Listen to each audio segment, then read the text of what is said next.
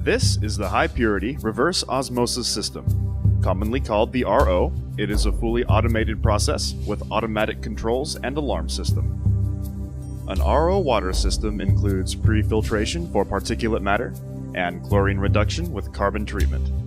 So, what is reverse osmosis? To best understand reverse osmosis, let's first look at normal osmosis. To illustrate, imagine a semi-permeable membrane with fresh water on one side and concentrated solution on the other, such as salt water. If normal osmosis takes place, the fresh water will pass through the membrane to dilute the concentrated solution. In reverse osmosis, pressure is exerted on the side with the concentrated solution to force the water molecules through the membrane to the freshwater side. This retains the salt to give us salt-free water. Particulate filtration at 5 microns is the first step in the treatment process.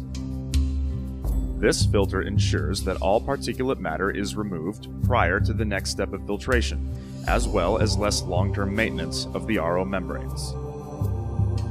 Reverse osmosis is sensitive to oxidizers such as chlorine, typically found in all city water sources.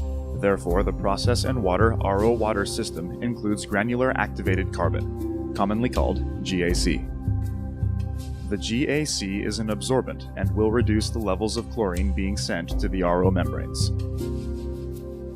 The effluent of the carbon column passes through a higher micron capture filter to capture any carbon fines that may have been released from the vessel.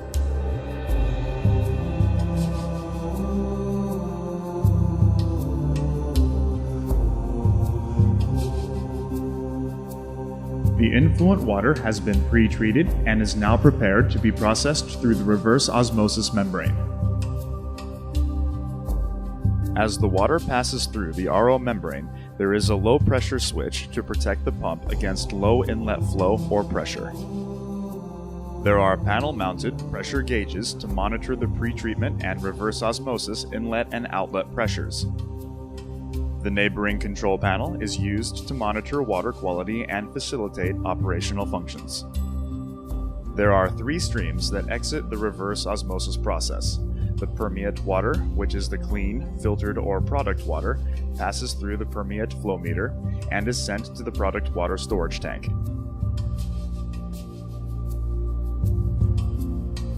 At higher salt levels, the concentrate is sent to sanitary sewer, or in some cases non-critical locations for reuse, also known as gray water recycle. In higher water recovery applications, a small percentage of the concentrate water is sent back to the inlet of the RO membrane for recycle. The salt removal reverse osmosis step is complete and the filtered water is stored for distribution and use. The product water is fed from the bottom of the tank to the distribution pump, where it will be post-treated before being fed to the facility points of use. The clean water low in salts, typically stored for a period of time, is a target for bacterial growth. Therefore, the process and water system includes a germicidal ultraviolet disinfection unit for bacteria control. Germicidal UVC light deactivates the DNA of bacteria, viruses, and other pathogens, and thus destroys their ability to multiply, which is critical in any process and lab use environment of RO product water. The UV-treated water is passed through a final filter, usually sub-micron, to filter any organic or non-organic matter from the subsequent ultraviolet treatment.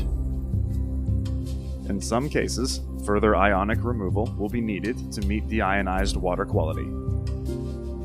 If this is required, Process and Water implements a DI polishing bed containing strong acid cation and strong basic anion resins to remove all remaining ionic constituents in the water. The product water has been post-treated and is ready to be sent to the points of use.